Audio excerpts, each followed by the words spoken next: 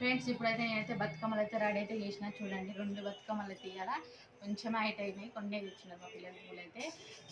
ఇది బాగానే అయింది, పోయినసారి కంటే ఈసారి జరిగింది. ఇప్పుడు చిన్న బతుకమ్మ చూడండి, చాలా క్యూట్గా ఉంది. ఇదైతే చాలా సింపుల్గా ఉంది. దీనికి దారాలు కట్టాలి, ఇంకా కట్టాలి చూడండి. దారాలు కట్టేసి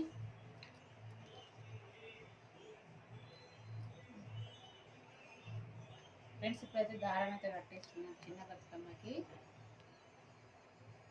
ఫస్ట్ బతుకమ్మ అయితే కంప్లీట్ అయిపోయింది ఫ్రెండ్స్, చిన్న బతుకమ్మ కూడా కంప్లీట్ అయిపోయింది. ఇప్పుడు గౌరమ్మ చేసి ఇక మేము రెడీ అయ్యే ఉంటుంది అనమాట. మీరు కూడా బతుకమ్మ కంప్లీట్ కావచ్చు. ఇప్పటివరకు మేమైతే లేటే అయ్యింది. ఇప్పటివరకు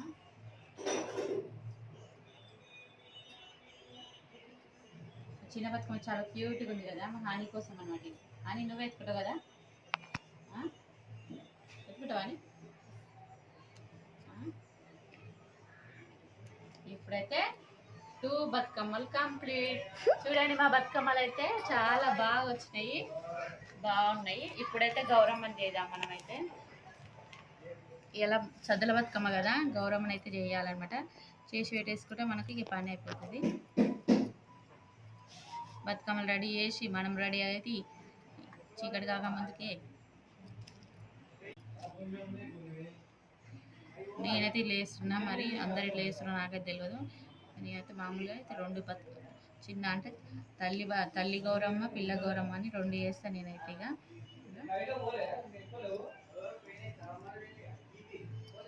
మంచిగా మంచిగా పసుపునైతే కలుపుకొని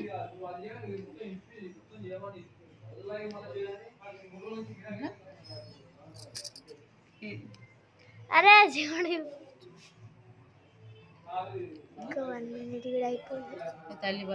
తల్లి గౌరమ్మ, ఇప్పుడు పిల్ల గౌరమ్మ. 2 గౌరమ్మలు చేయండి. వీటికి ఇప్పుడు మనం బొట్లు పెడదాం.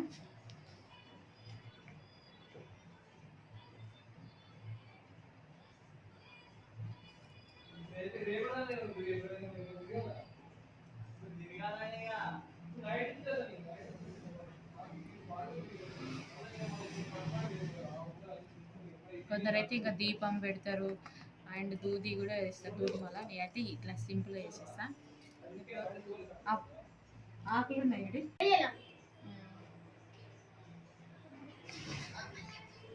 ఫ్రెండ్స్. ఇప్పుడైతే ఇట్లా ఆకులు అయితే పెట్టేసి కుంకుమ అయితే పెట్టేస్తున్నా. ఇప్పుడైతే అమ్మవారు గౌరమ్మని అయితే ఇట్లా పెట్టేసుకొని తీసుకెళ్ళి ఉంటుంది. ఇక గౌరమ్మ బతుకమ్మలు రెడీ ఫ్రెండ్స్. ఇక